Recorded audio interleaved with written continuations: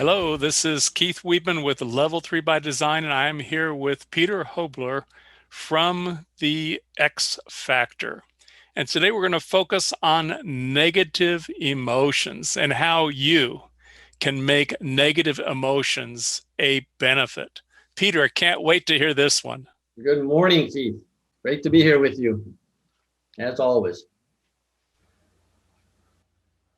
So, how do you do it?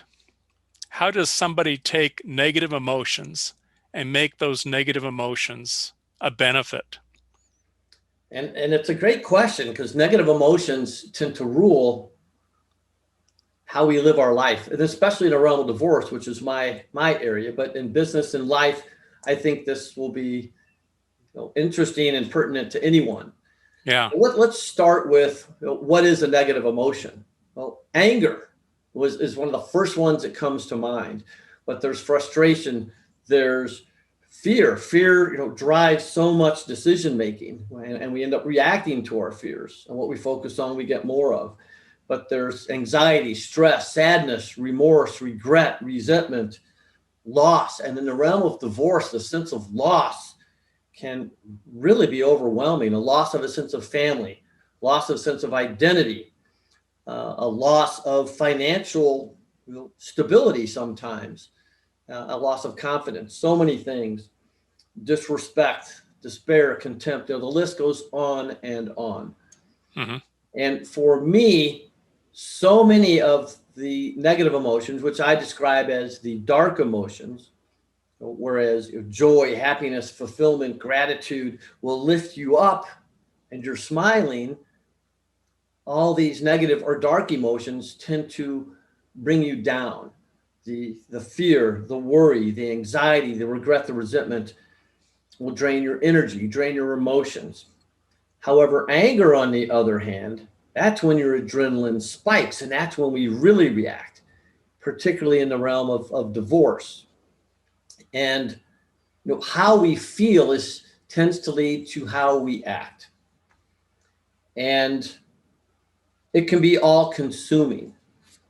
So let's take anger, for example. I remember like it was yesterday, going through my divorce situation. Mm-hmm. And all of a sudden, the ex is refusing to even talk about the custody schedule with our then 3-year-old child. Oh, wow.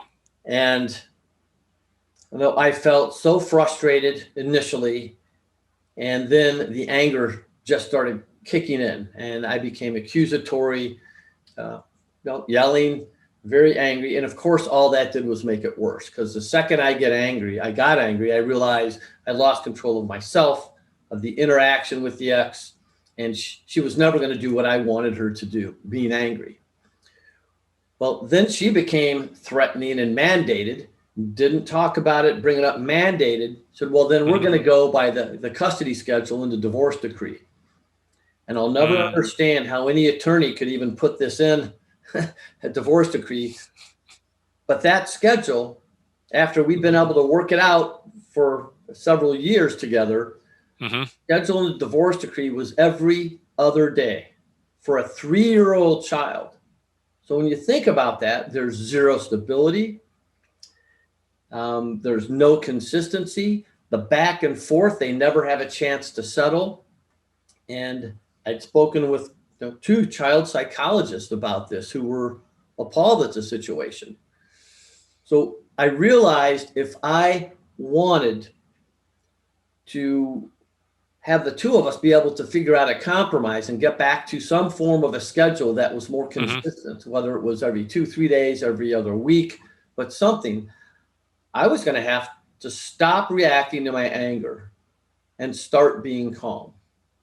And one of the lessons I learned, Keith, from that experience was that there are different ways to communicate how we're feeling, including when you're angry. So instead of reacting and accusing her and telling her she was being a bad mom or whatever I was saying, I simply could have said, and subsequently would say something like this when things came up. You know what? I am so angry right now. I think you are being so unreasonable. I need time to cool down. So let's each start thinking about what's best for our child, for our 3-year-old daughter, and let's revisit this tomorrow. Well, I like that approach. And doing that over time helps so much. But we take the other emotionals, those dark emotions that bring us down. So let's Mm-hmm. take worry, anxiety. I know when I get fearful, it always leads to anxiety, and I feel sapped. I feel completely drained, Mm. and sometimes I don't know what to say. But just being able to express that in a positive way to the ex, you know what? I am in a place where I am feeling so anxious right now. I realize I am not going to be in a place to have a good discussion. So there's not going to be a positive outcome for our daughter. I always would take it back to our daughter, that reason that was bigger than Mm-hmm. either one of us. I like that. Again, let's revisit it tomorrow. Mm-hmm.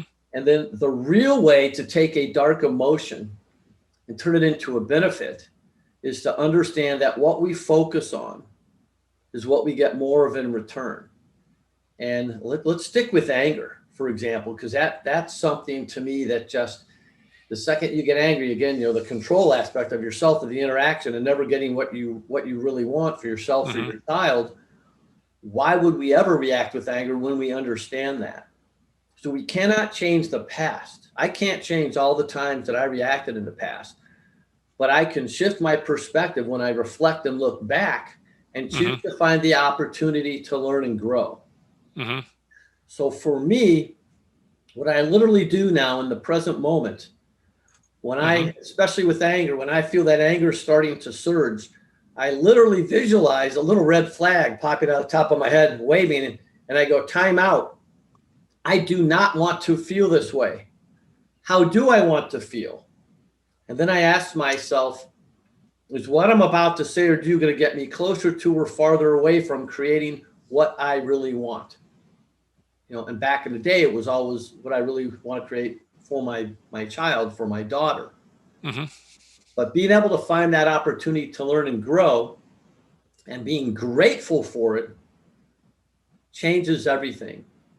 So it's easy to be grateful for all the good things in life, but when you can, in the midst of being consumed by whatever dark emotion, Mm-hmm. shift to look for the ways to learn and grow and be grateful for it.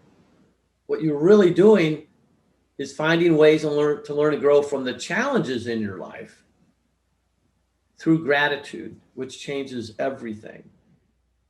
I like this, Peter, and I can picture everyone who's been through a divorce has been through the experiences of a lot of negative emotions. And what you're talking about is how anyone going through a divorce can focus on their children. And then by focusing on their children and what they want for their children, they can shift their focus and, as you say, can turn their negative emotions into benefits. Absolutely. And literally you can shift how you're feeling through gratitude. Yeah, So, negative emotions through gratitude, boom, change your perspective and it changes everything. I like that, Peter. All Is right. there anything specific you want any listeners to do today, including me? I think that's great, and that's something I tend to forget at the end of our conversations. I get so wrapped up and enjoy our time here. Uh-huh. But yes, each and every one of you think about one challenge that's going on in your life. Could be small, could be big, but think of a specific challenge you have going on. Whether you're going through already divorced, whether it's something in your family, whether it's something in business, Mm-hmm. outside of business, and think of a way that you can change how you're looking at it to find the opportunity to learn and grow and shift into a state of gratitude and be grateful for the lesson that you're going to learn, that you're learning, because it will change how you move forward when you encounter similar situations. Oh, I like that. I accept that one, Peter. All Thank you for right. that. You bet. And write And it down, everyone else listening, please accept this challenge too. Thank please. you very much, Peter. Thank you I for that. look forward to seeing you next week for your next weekly insight. I look forward Can't to that wait. too, Keith. Thanks so much. Everyone have a great week. Take care. Bye bye. Bye bye.